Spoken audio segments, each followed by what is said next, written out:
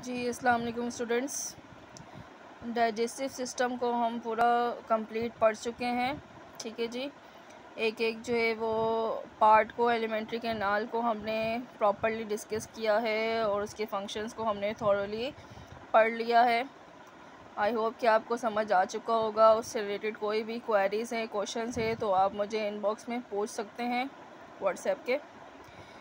Last जो topic है digestive tract का, या फिर जो है वो आप ये समझ लें कि डाइजेस्टिव सिस्टम का, वो है डिसऑर्डर्स ऑफ डाइजेशन।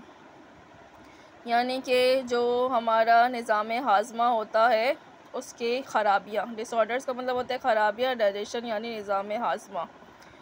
ये जो ख़राबियाँ वगैरह होती है नॉर्मली जो है वो किस वजह से होती है? अगर हम कोई कंटामिनेटेड फूड खा लें, कंटामिनेटेड यानी ख़राब, जिसमें जो है वो जर्म्स या बैक्टीरिया हो सकते हैं, जो अच्छा अनहाइजेनिक फ़ूड ना हो वो हमने खा लिया हो, तो वो जाके हमारे जो है वो डाइजेस्टिव सिस्टम को बुरी तरीके से मुतासर करता है और हमारा जो एलिमेंट्री कैनाल है उसके पार्ट्स प्रॉपर्ली फंक्शन नहीं कर पाते। या फिर जो आपने पढ़ा था कि डिफरेंट ऑर्गन्स में जो है वो डिफरेंट एंजाइम्स या केमिकल सिक्रेट हो रहे होते हैं, वो प्रॉपर्ली सिक्रेट नहीं हो पाते, तो हमें डिफरेंट किस्म की जो है वो डाइजेस्टिव ट्रैक्ट डिसऑर्डर्स फेस करनी पड़ती है, जिनमें आ जाता है diarrhoea, food poisoning, vomiting, ulcer, constipation, obesity, mail nutrition, ये सारी चीज़ें आ जाती हैं।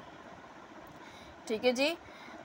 सबसे जो मेन हमारे डाइजेस्टिव ट्रैक्ट डिसऑर्डर्स हैं उनमें सबसे पहला नंबर आता है डायरिया का, जिसको हम नॉर्मली कहते हैं लूज़ मोशन। ठीक है, लूज़ मोशन इसको कॉमन नाम है और इसका जो मेडिकल टर्म है वो है डायरिया।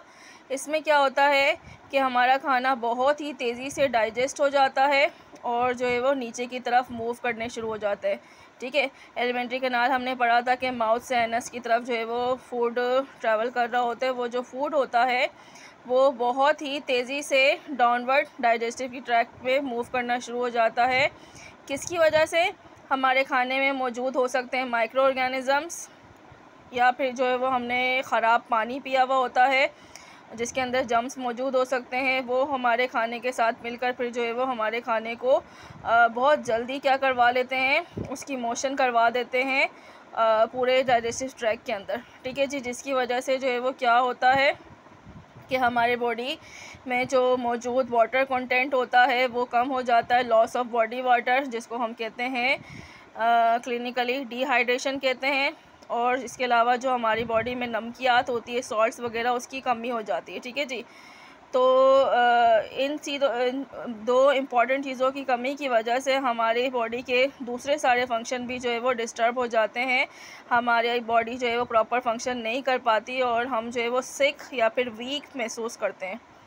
राइट, इसको अगर प्रॉपरली ट्रीट नहीं किया गया तो हमें जो है वो बहुत ज़्यादा भारी नुकसानात का सामना हो सकता है।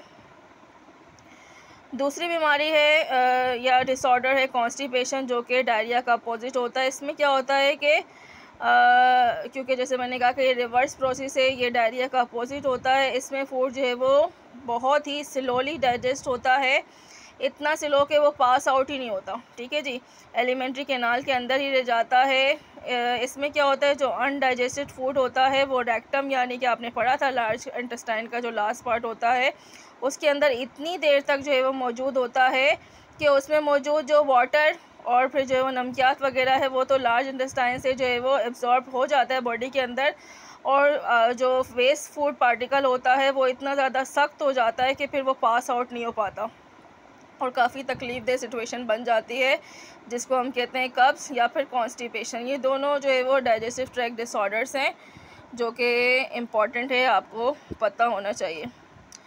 अब जो है वो कॉन्स्टिपेशन या डायरिया को हम अवॉइड कैसे कर सकते हैं? सपोज़ अगर डायरिया हो गया है, डायरिया से आप बचना चाहते हैं तो आपको हर सूरत में ख़राब पानी पीने से बचना होगा। ठीक है जी, हमेशा फ़िल्टर्ड या बॉयल किया हुआ पानी पीना चाहिए। जो फ्रूट्स वगैरह या वेजिटेबल्स हैं उनको अच्छे तरीके से धो कर लीजिए। खाना खाने से पहले ज़रूर लाजमी तौर पर अपने हाथों को जो है वो धोइए। इसके अलावा जो आप जिस बर्तन में खा रहे हो उनका साफ़ होना बहुत ज़रूरी है।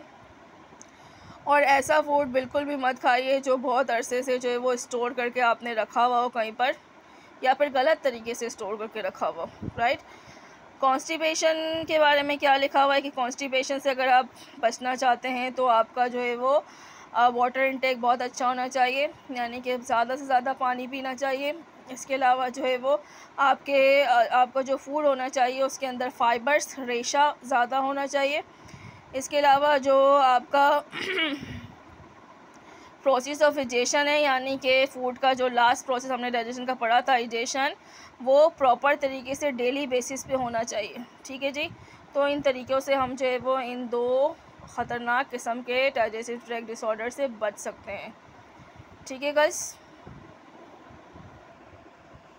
अच्छा गर्ल्स, जो मैंने आपको पढ़ाया था डाइजेस्टिव ट्रैक्ट पूरा मैं पढ़ा चुकी हूँ और आपको वर्कशीट भी मिली होगी। इस वर्कशीट में आपको जो है वो बताया गया होगा कि पेज नंबर 21 में जो क्वेश्चन नंबर 2 है उसमें कुछ रीजनिंग क्वेश्चन है, वो आपने जो है वो लेक्चर्स को समझने के बाद अच्छे से जो है वो अपने वर्ड्स में लिखना है। इसमें शुरू के जो 3 रीजनिंग है या जो क्वेश्चन है वो डाइजेस्टिव सिस्टम से रिलेटेड है और बाद के जो 3 है वो किस से रिलेटेड है, रेस्पिरेटरी ट्रैक्ट से रिलेटेड है। ठीक है गर्ल्स, तो पहला जो आपका रीजनिंग क्वेश्चन है वो क्या है, liver and pancreas are not considered as the part of alimentary canal. मैं आपको पढ़ा चुकी हूँ कि लीवर और पेनक्रियाज जो है वो एलिमेंट्री कैनाल की जो ट्यूब होती है उसका पार्ट नहीं होते। ठीक है जी, तो क्यों नहीं होते ये आपने बताना है, मैं समझा चुकी हूँ। इसके अलावा सेकंड क्वेश्चन है, fats are not digested in mouth and stomach.